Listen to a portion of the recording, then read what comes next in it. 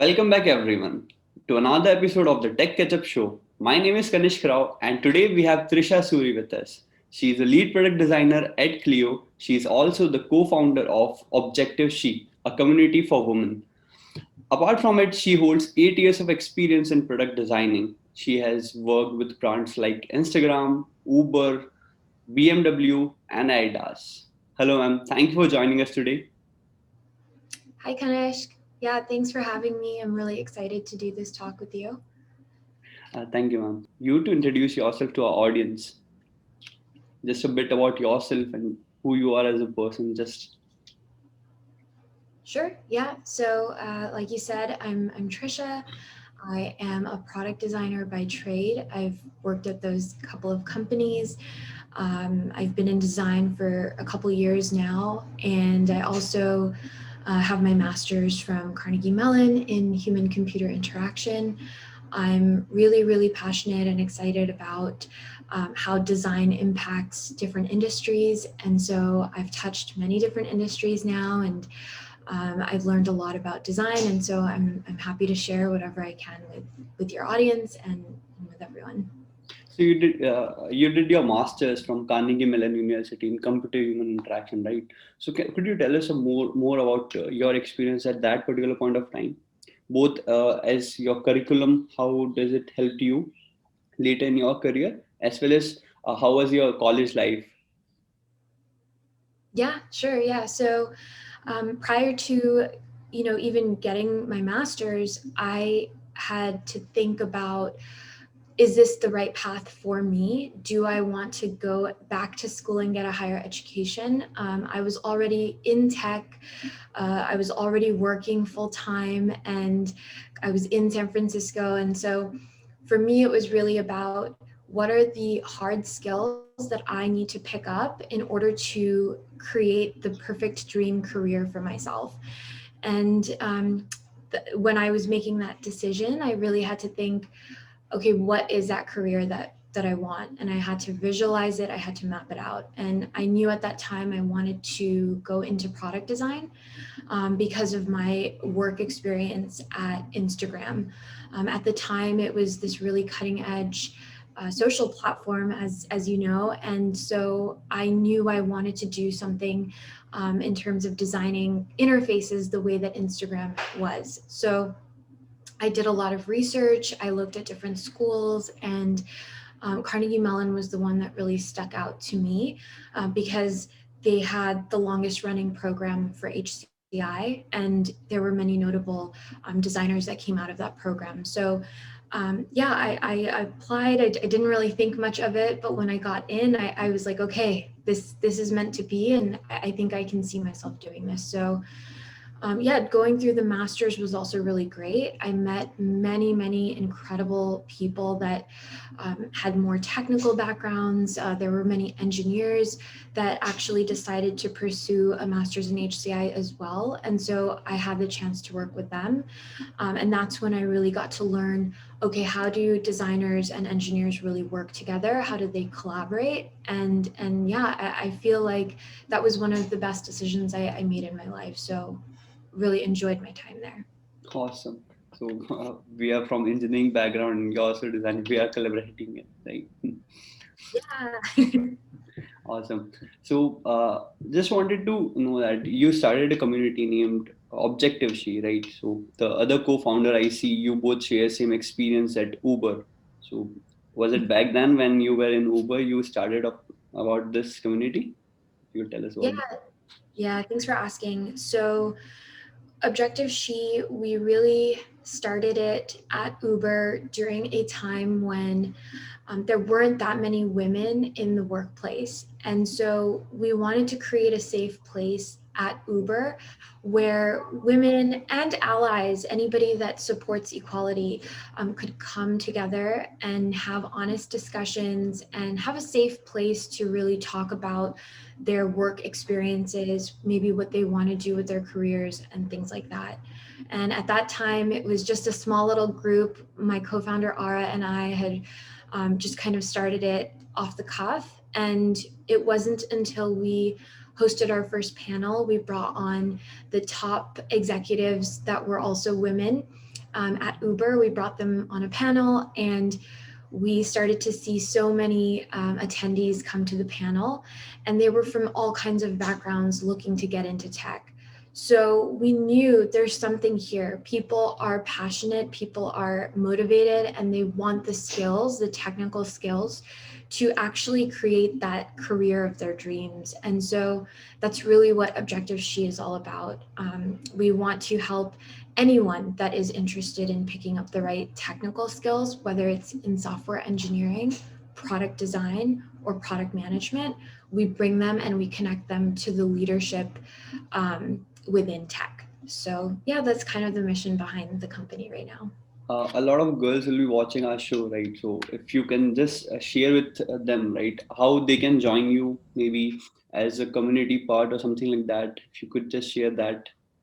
Yeah, absolutely. I would love to. So, if you are interested in being part of our community as a member, you can go to objectiveshe.io and sign up there, or you can feel free to connect with me on LinkedIn.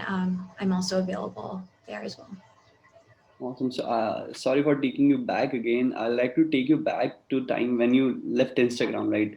It was a very successful company at that particular point of time as well. And to make a decision to leave that particular company and go for your studies, right? Uh, so, how did that decision, right? You came up with it. So, someone from your family, friends, or mentor helped you in that particular point? Yeah. It took a lot for me to make that tough decision to leave my job, to leave an income that I was getting to go back to school. And so I really connected with some senior product designers at Instagram, and I connected with one of the recruiters at Instagram as well. And his name is Ryan Lee. He's an amazing person. Ryan Viega. So he really kind of walked me through what it would take to become a product designer, and he gave me a lot of career advice. And so I followed it, and that's how I kind of transitioned into going back to school.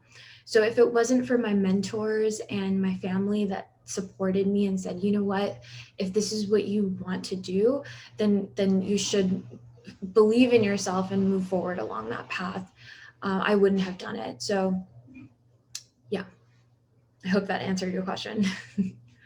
Awesome. As a product designer, right, you have worked with a lot of products, right? You have designed a lot of products. You've been part of a team as well, right? So whenever you see a product that is kind of similar, or you could say the fundamental concepts are same.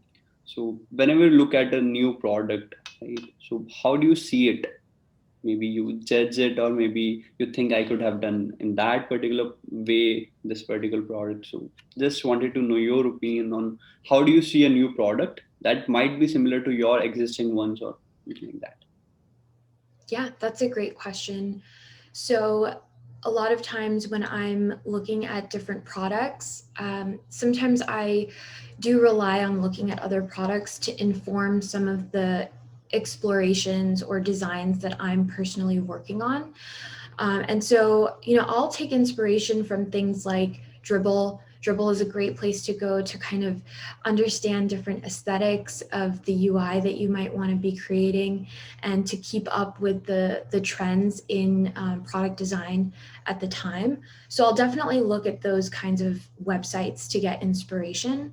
But when I look at other products specifically, I don't tend to say, oh, if this is apples to apples, then I'm going to copy that design or something like that. No, what I try to do is I look at what's out in the market today. How are users really adopting different kinds of products?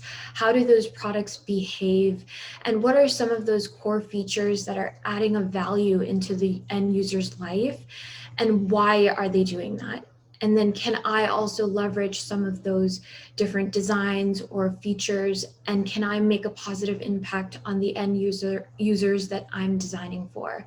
And so one example I can give you that's maybe more current is I've been exploring Clubhouse, the app. And so what I've been kind of doing in my research is I'm exploring why is this app so trendy right now, and how are people actually adopting it so quickly, and why is it only iOS users? There are lots of different things at play that, I'm looking at, and it's invite only. So there are many different features that make it very enticing for users. And so I try to understand that and see, okay, can I leverage any of that for my designs? So yeah, that's just one example, but there's many other technologies you can look at to get inspiration for your designs, and it really doesn't matter which industry either. I think that everything is easily transferable as long as you have the right intention and you're designing for your end users and with your end users. Awesome. So one of my friend and I was having the same discussion regarding Clubhouse yesterday, right? We're just thinking when it will be exposed to Android, right? So how will be the market reacting to it? We all will be grabbing it, right? So we're discussing the same thing yesterday. So a crucial part of product designer is having sound knowledge of human psychology, right? You Mhm. can relate to what colors a human react to and all those stuff, right? That relate to human psychology. So how do you keep yourself updated to it? Maybe you read books or something like that. Yeah, I tend to actually stay pretty connected to my design network. And so it's really important for me to actually have discussions with other designers to see what's going on. And luckily, because I have worked at all of these different tech companies, and I'm part of the Carnegie Mellon alumni, I try to keep in touch with everybody and see, what's going on in their worlds. So that's the kind of way that I stay up to date. And I also try I don't really listen to podcasts, actually, to be honest. I used to do that a lot, but now with Clubhouse, I feel like I'm just having those real time conversations. And what's really great is all of these expert designers, and, they might be directors of design at DoorDash, Facebook, da da da. They go on and they have these very open discussions about their experiences, their advice, and their expertise. And so I try to take notes, and I'm always trying to learn from those kinds of people because I consider them my mentors as well. So yeah. Awesome. Yeah. So we all know, right? Whenever someone think about a product or something, right? The first thing that most of people comes into mind of most of the people is the tech part, right? How it's working at the back end. But design part, which is the most important, because that's what you see in front of you, right? So whenever sometimes a client uh, ask you to design something, but he does not have clarity in his mind itself, right? What he really wants. So in that particular scenario, how do you cope up with the client's requirement and needs, which is not clear, and just sticking to what your fundamental power is, right? Maybe you are good at particular thing fundamentally. So how do you cope up with both those? Yeah, so I think what's really important when working with clients is you need to get them on board with your design process. And in order to do that, I try to um, come up with 3 ways to basically get them on board. First of all, I think user research is crucial in any design process because it's not just about making things pixel perfect and then, oh, suddenly your users will love the product. No, you have to really understand the psychology, like you mentioned earlier. And if your stakeholder or your client is not understanding the psychology, then they themselves won't understand what is the right product to build in the first place. So, what I like to do is I would like to include them in the process as well. And sometimes that means bringing them into the user tests so they can listen firsthand what is the user actually saying, and they understand directly rather than me telling them this is what we need to do. They hear from the users themselves, oh, this is why they don't like this is the kind of problem they're facing, and then they start to think creatively, okay, this is how we're going to solve it, and this is what's going to maybe bring me the financial backing that I need. So I definitely advise anyone to always include your clients in the process as much as possible. So it's very transparent to them why you are making certain design decisions. Makes sense, right? Bringing users' opinion into the picture, just kind of being inviting users and the client on the same platform. That's amazing, right? Awesome. So, can you tell us your experience from Uber to Clio, right? What has inspired your design? My experience from Uber to Cleo. Yeah, so at Uber, it's actually quite different, I would say. When you're working at a very large company, you have a large design team, and so you constantly have a lot of people around you that you can always go and talk to and do brainstorming sessions, have lots of conversations about the designs or about the problems that you're trying to solve. And so transitioning from a large design team to a smaller design team where it's me and maybe two or three other designers was very different. But I will say that because your design process is generally similar no matter where you are, whether I was working on mobility at Uber, or if I was working on femtech or family tech at Cleo, my process is still the same. So the skills that I have are easily transferable between the different industries, between the different companies, and I know that I'm still able to add the value and basically support what is the vision of that company. And so, at Uber, I was designing different interfaces, different mobile experiences, and even some hardware design. And so I used the same process for both hardware and for the web and mobile designs that I was doing, which is really interesting that you can see it's kind of similar for both. And then at Clio, I actually do work with some back-end engineers. And so we definitely have to understand how is the back end going to work, because that's what's going to inform how is the front end going to actually work for the end user. And if those two things are not synergizing, then as a designer, it's really hard. You have to keep going back and redesigning things. So that's why I always recommend in any company or with any clients, definitely loop your engineers in as well into the design process, because from experience, I know that the engineers really appreciate that, and then they understand why they're also building what they're building. So Uh, yeah. so I'd like to take this from this here point of time to Clio, right? It's trying to help parents, right, to be a better parent. So, how do you think parenting has changed over time, and why we need platform like Clio? And if you could tell us what is the future vision of Clio, maybe? Yeah, absolutely. So the reason I joined Clio is I really believe in the mission. And I truly believe that the future of work is really taking into account every part of your life. And so now, as we are transitioning more into this remote working style, there's a blend of your personal life with your work life. And so Clio is really, there's a mission behind the company where we want to create a care team and maybe tools and things like that to really support you. And we can support you around different topics, whether it's, mental health, your well-being, supporting you with your family care, so that you can be the best version of yourself and actually be very productive and get the work that you need to get done. And so we have a lot of different products and experiments that we're doing this year. I can't go into too much detail about it since we're still pretty early stage private startup.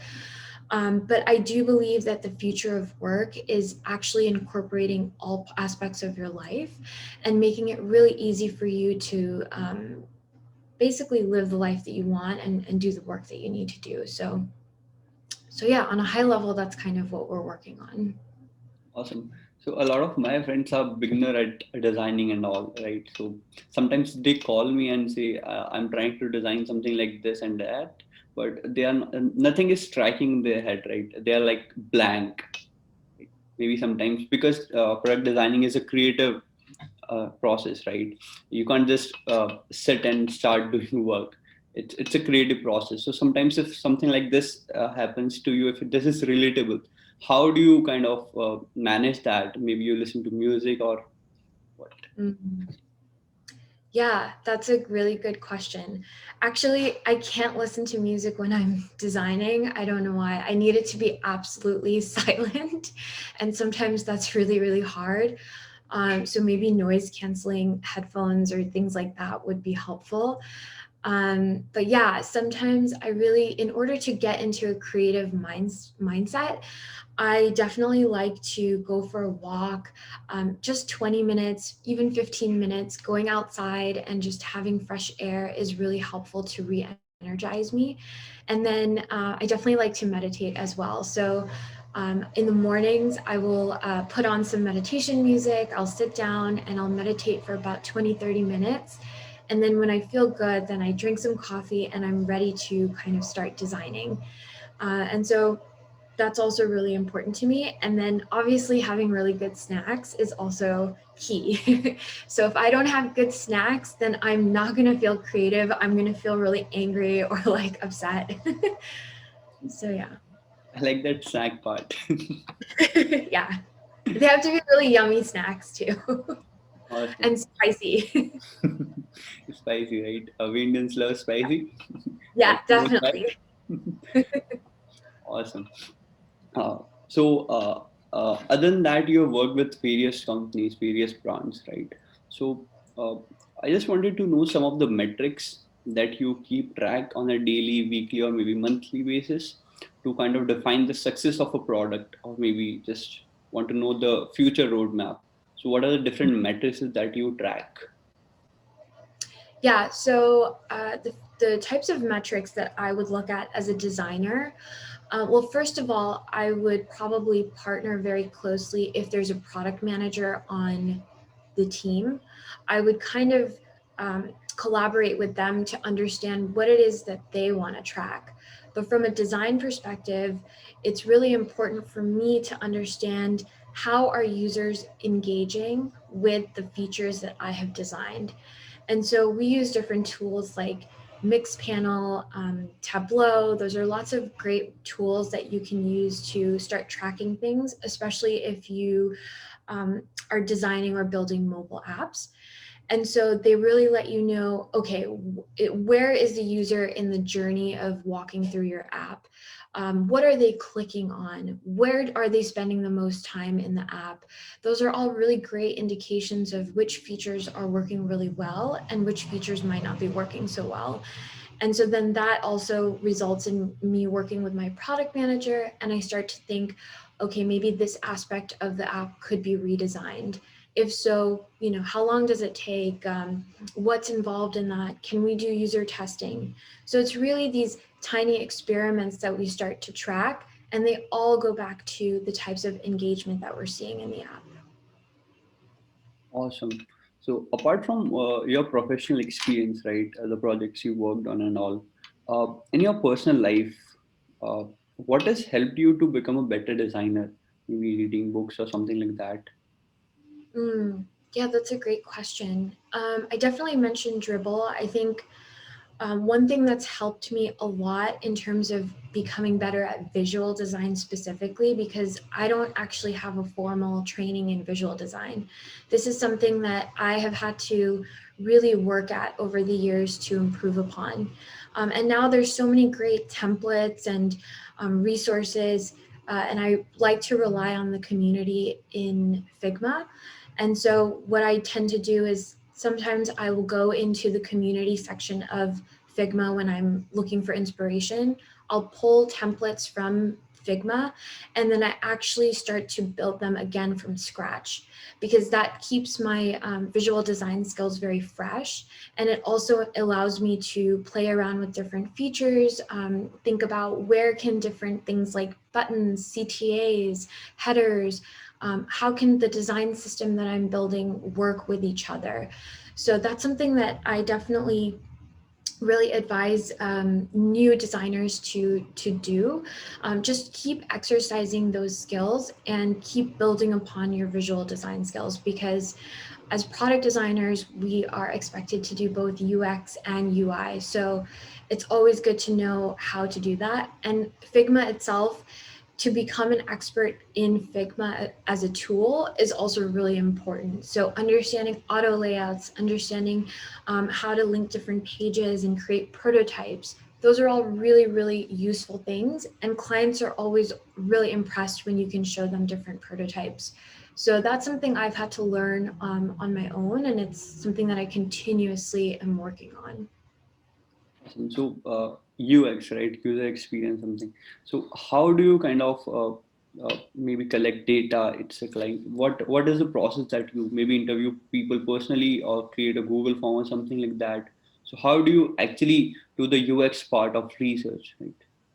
Mhm.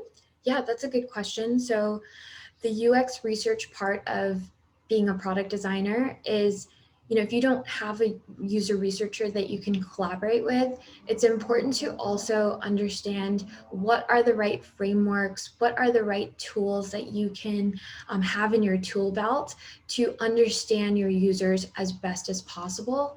And some of the methodologies I would actually recommend checking out Nielsen and Norman's website.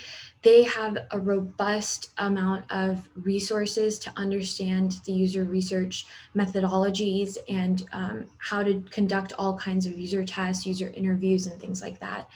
And I personally, I do more qualitative research. And so what that would look like is conducting user research interviews. So I like to talk to users directly, and I like to understand and even co-create with them. And so sometimes I would host workshops as well with them. Now we're virtual, so it's all online. So I like to use things like usertesting.com. I like to use Miro. And these are great ways to actually get them to kind of do everything remotely and asynchronously if needed. And so those are some great tools. And then what else can I share? In terms of quantitative methods, yeah, I would say Google surveys is really great because you can send out a Google survey to as many people as you need and start to actually analyze that data from a quantitative perspective and create some charts and things like that. And sometimes clients like to see that as well. So it's always really helpful to have kind of a mixed methodology. So if you do both qualitative and quantitative, it's always a good thing. So it's only the visualization part, or you also use techniques like clustering or something like that, regression? Yeah, definitely. So affinity mapping is another thing. So in terms of process, I would do my user interviews. I would basically do all the note taking. I would actually synthesize all of that information into my stickies. And this is where Miro is really helpful because you can create all the stickies virtually now.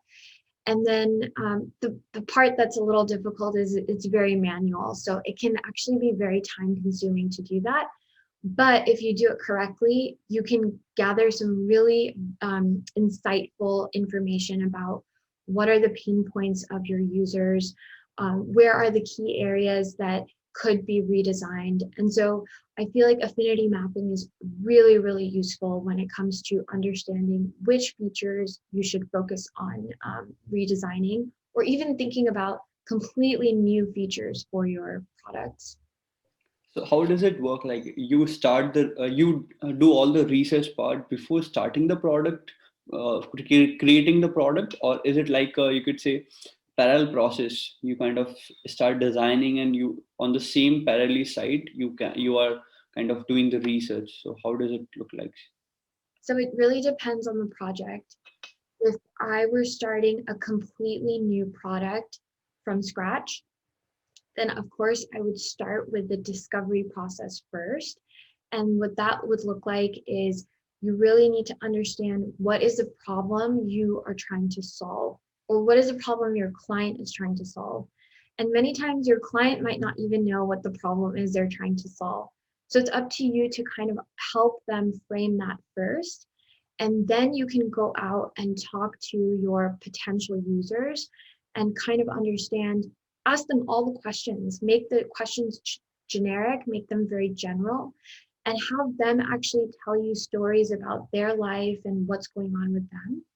And then you can start to understand the user more. You can empathize with the user and then collect all of that data. And then you go in and start to synthesize all of that information. So yeah, sometimes for new products, I would start with the research first.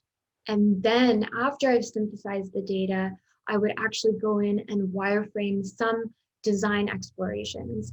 And that could look like really rough explorations. Don't even think about making it look beautiful or pixel perfect or anything. Just get your ideas out and try to explore as many options as possible. Don't just stick to one thing. And then you go back to the users again. So it's a very back and forth process until you get to the right solution. And then you can start the visual design process of making it look beautiful. And of course, looping in your engineers throughout that process is always a good thing, because let's say you have a couple different explorations of your designs. Your engineer might come back and tell you, oh, actually, this is not, we can't build this. You want me to build this in 2 weeks, and no, this is not possible. So that's why it's important to have backup options. So actually, you answered one of my questions I was going next with, right? The challenge. Apart from it, I just wanted to ask one thing, right? Has it happened sometime to you that you have designed something that looks awesome to you, but on the other hand, maybe the client or the person who is on the other end, right? He just rejects it, right? I don't like it. So has it happened to you sometime? 100% yes. As a designer, I think, oh, this is the most beautiful work I've done in my life. This is a masterpiece. The client's going to love it. The engineer will build it in 1 week. And then it all fails. It goes to shit. And so what ends up happening is you have to be very flexible as a designer. And that's one of the qualities that, it takes time to build that kind of flexibility as a designer, because sometimes you might think that you have the perfect solution, but you have to be able to collaborate with everyone and receive feedback and be open to critiques, and then be able to iterate on your designs. That is a very invaluable skill to have. And if you can do that, then as a designer, you will thrive in any client situation that you're placed into, or any company that you work at, because everyone will see, okay, this person's really easy to work with, and they're open, they're collaborative, and they come up with really innovative things because they know how to push themselves further. So flexibility and creativity, right? Absolutely, yes. Mhm. Awesome. So I just wanted to pin you down onto this particular point, right? So when you design something, right, that looks awesome to you, but the other person doesn't like it that much. So once you have designed something, right, you can't kind of untrain your mind to go back and from start from zero, right? So it's very difficult to design something that you have already done.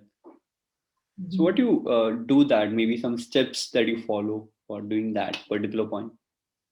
Yeah, so there are times where you might strongly believe that the design that you have created is actually the right path forward for the client, for the company, whatever it might be. And the reason you know that is because you have done the user testing needed to validate the design. So if your users are 100% on board with that solution, and you have done the research on that topic, on that design, then I would say go back to the client and advocate and say, this is what users want to see, and here is the data that proves why we need to do it this way. And that's why earlier, to my point, I had said, bring your stakeholders into the user interviews so they understand from the beginning, this is why we're going down this path. Because, oftentimes engineers start to work on other parts of the product. They are not actually actively thinking about that particular problem. So that's why it's really important to be able to communicate that back to them. So if you do feel strongly, then keep pushing back. and still be a little flexible, of course, and work with the engineers and try to understand how you can compromise. Will it take an extra month to build this feature out? If so, how can you kind of negotiate that and make it happen still? So yeah, that's the advice that I would give. An awkward question coming from my mind, right? So just wanted to ask, some people are natural designers, right? For example, let's take Steve Jobs. He was a natural designer, right? So have you met people like them, right, who are not in design, you could say, background, but they have good sense of design, or you could say, have you met Yep, some people? of course. And actually, to that point, I do believe every single human being is actually a designer. I think every human being has creativity inside of them, and it comes out in different ways. And to me, that is the beauty of design. You're trying to create something and put something out into the world that makes a positive impact on someone else's life. I think that is the ethos of designers and design thinking. And I think everyone can actually do that. But of course, in tech, there are so many incredible folks that have that design thinking mentality and they know how to create really good products. And so, yeah, of course, I've met all of those people. I think take Uber alone, the designers there, the product managers, the engineers, everyone there is so passionate about Uber's mission and how they want to advance mobility. And that kind of culture, it's ingrained in the company. And there are so many examples of companies like that. So I think that's what makes good design good design. It's everyone getting on board with that process. Awesome. So this is the end of my questions, right? Apart from that, I just wanted to ask something regarding your community, right? Objective She. So what is your future vision? Maybe you want, what is the aim that you are trying to achieve there, right? Maybe your future vision and what you are planning ahead. Mhm. Yeah, so with Objective She, we have many virtual events that we host. We have one upcoming tomorrow. It's a live Q&A with a product management expert. She co-authored the book Cracking the PM Career, and the other author actually created or wrote the book Cracking the Coding Challenge, I think it is. And so she's coming on tomorrow and answering all questions around product management. But the future of Objective She is really fostering a very safe environment for anyone that's looking to pick up the right skills, whether it's product management, engineering, or design, and fostering a good community around that, around those topics. And some other things we have upcoming, we have a mentorship program that we're launching in a couple months. And then we also actually have a design week that's coming up in April. And so in Design Week, we actually have the head of design of Aurora, which is the autonomous driving company. I think they're based in Pittsburgh, if I'm not mistaken. But we have the head of design, Nastasha Tan, joining us, and she'll be doing a fireside chat. We have lots of design thinking workshops coming up in that week. And so all that information will be on our website, objectiveshe.io. So definitely check it out if anyone's interested. That's awesome. Thank you so much for joining us today and giving a valuable time. Thank you so much. It was love having you. Awesome. Thank you, Kanesh. Yeah, really great questions. I love everything you guys are doing, and I can't wait to see more shows from you guys. Just a sorry note to all the designers. I'm not a design person, right? So I just ask question right on the top of my head. If I have asked something wrong technically, forgive me for that. Thank you so much.